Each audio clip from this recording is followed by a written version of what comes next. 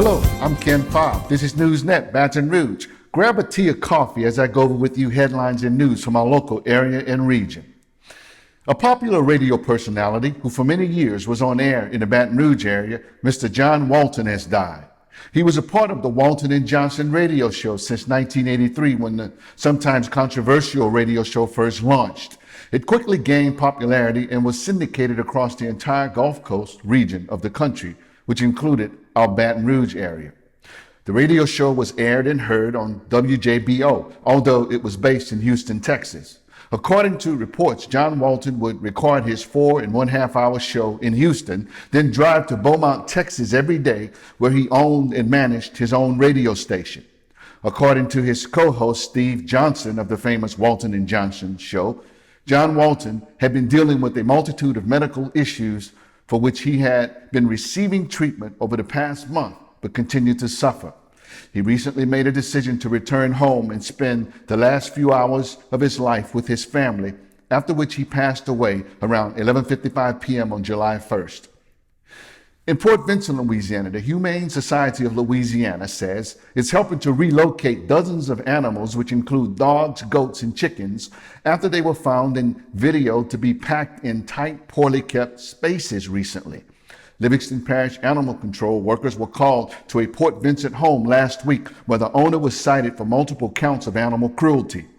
The Humane Society organization says 16 dogs have already been removed from this home, and the remaining animals were going to be moved to a sanctuary place very soon. Authorities say there were 99 animals living on the property, with half of them living inside of the home, including 16 dogs, 14 cats, and 10 chickens, which were living inside of the home.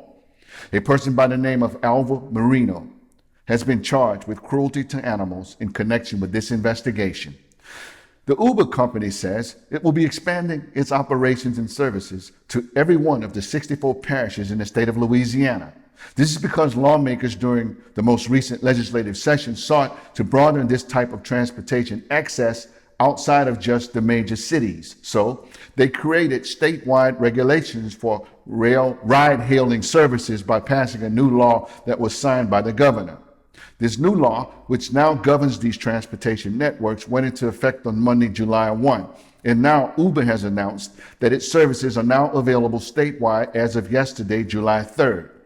Interested drivers can now sign up through the Uber website, and riders can download the phone app from anywhere in the state.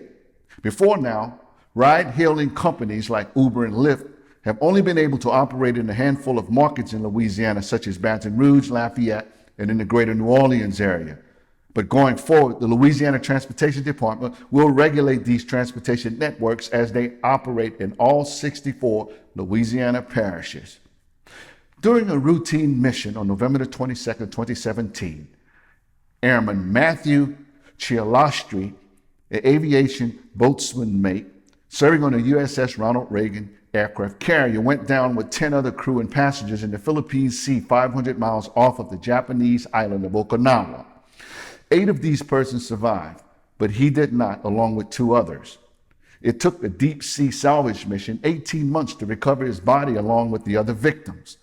So finally, just before our nation celebrates the anniversary of its founding on July 4th, today, the remains of this hero, a former Woodlawn High School valedictorian who served as a U.S. Navy airman, were returned to Baton Rouge, Louisiana on Tuesday, July 2nd.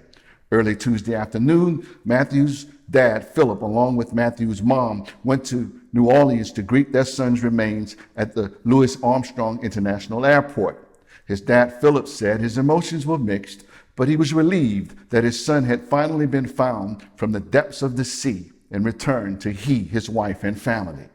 A memorial service has long since been held for Matthew, who graduated at the top of his Woodlawn High School class of 2013.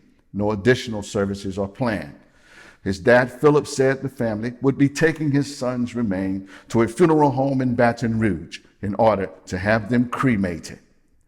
These have been headlines and news from our local area and region. I'm yours truly, Ken Fobb. I'll see you next time right here on NewsNet, Baton Rouge. Have a safe and great 4th of July.